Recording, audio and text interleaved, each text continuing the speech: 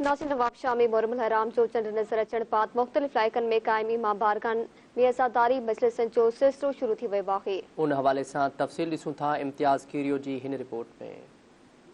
नाज़रीन, मुहर्रम हराम ईंदे ई नवाब शाह जा अज़ादार जंहिंमें मुख़्तलिफ़ जेके हितां जो इमाम बारगाहूं आहिनि उन्हनि में मजलिस अज़ा जो सिलसिलो शुरू थी वेंदो आहे। मरकज़ी मुर्तज़ी इमाम बारगाह मोनी बाज़ार रोज़ मजलिस थींदी आहे पहिरीं मुहर्रम खां 10 मुहर्रम ताईं। इन खां अलावा मब्दे उलूम जेकी इसरपुरा में इमाम बारगाह आहे उते मजलिस थी वेंदी आहे। इन खां अलावा शुगर मिल जी जेकी इमाम बारगाह आहे उते मजलिस करी वेंदी आहे। इन खां अलावा कमर बनी हाशिम इमाम बारगाह आहे गुलाम हैदर शाह कॉलोनी में उते उन में मजलिस थी वेंदी आहे। इन खां अलावा सजाद इमाम बारगाह लाइन पार उते बि मजलिस थींदी आहे। इन खां अलावा सजाद जेकी हुसैनी इमाम बारगाह आहे गरीबाबाद में उते बि मजलिस कई वेंदी आहे। 20 इमाम बारगाहनि जिते पहिरीं मुहर्रम खां 10 मुहर्रम ताईं मजलिस अज़ा जो सिलसिलो हलंदड़ आहे। हिते जेके इंतिज़ामिया आहिनि या जेके मुंतज़मीन आहिनि, जीअं सिक्योरिटी जे हवाले सां ॻाल्हि कजे त SSP शहीद बेनज़ीराबाद आहे। इन्हनि सभिनी खां वीचार वठंदासीं त मुहर्रम हराम जे हवाले सां बिलख़ुसूस हुननि कहिड़ा इंतज़ामात कया विया आहिनि। बहितर आहे छो कि इहे कमु हिकिड़ो त हूंदो आहे कि लास्ट मोमेंट ते माण्हू चवंदा भई हीउ कमु आहे, मगर असां वटि ईअं न आहे। असां वटि इंतिज़ामिया पहिरियां ई मीटिंग रखियूं हुयूं ऐं सभिनि माण्हू पंहिंजो पॉइंट ऑफ व्यू ॾिनो किथे छा ज़रूरत आहे, किथे छा आहे।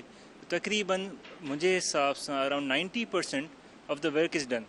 त मेयर साहब हुआ, डिप्टी मेयर हुआ, असांजे CMO साहब हुआ, सभु पंहिंजा दोस्त हुआसीं, इमाम बारगाह वारा, पुल जे परे पासे इमाम बारगाह जेकी बि सभु हुआसीं, सभिनि गॾु ई मिली हिकिड़ी रूट फॉलो कयोसीं। के बाद जो स्टार्टिंग पॉइंट आहे मरकज़ी इमाम बारगाह जितां जो मां प्रेसिडेंट आहियां, त हुतां खां कहिड़ो रूट आहे, कहिड़ो किथे वेंदो, 6, 7, 8, 9, 10 सभिनि जो रूट्स डिसाइड कयोसीं। उन रूट ते हलियासीं, रस्तो न बि हो त वियासीं, उते चेक कयोसीं, पंधु बि वियासीं, बस जेकी ज़रूरत आहे किथे छा आहे। त हू शाहबाज़ साईं वारा गॾु हुआ, असां सभु दोस्त वग़ैरह गॾु हुआसीं। सभिनी हिकिड़ी हिकिड़ी शइ पॉइंट आउट कईसीं, नोट कराईसीं बाक़ाइदा कि वाह हीअ शयूं नेसेसरी आहिनि। ऐं मजलिसनि जे हवाले सां अशरे जूं मजलिसूं नवाब शाह जे तमामु इमाम बारगाहनि तक़रीबन 20 इमाम बारगाहनि में अशरे मुहर्रम हराम थी रहियो आहे। बाबा हर साल जी वांगुरु हिन साल बि इमाम बारगाह कमर बनी हाशिम में अशरे जो सिलसिलो शुरू थी चुको आहे, जेको अॼु खां शुरू थींदो। ख़ुसूसन हाजी अली हसन जो ताउन आहे, ज़वार मोहम्मद हसन ऐं आशिक जो ताउन आहे ऐं सुठे तरीक़े सां न्याज़ नज़र बिरादरी जेका आहे अहले सुन्नत अहले शिया ऐं जेका ताज़िया वारा आहिनि हुननि जा असांजा सभिनि सां कॉपरेट आहे। शाम का जेको मुहर्रम हराम स्टार्ट थिए पियो इंशाअल्लाह ॾाढो वॾो एतिराम सां असांखे मल्हाईंदासीं।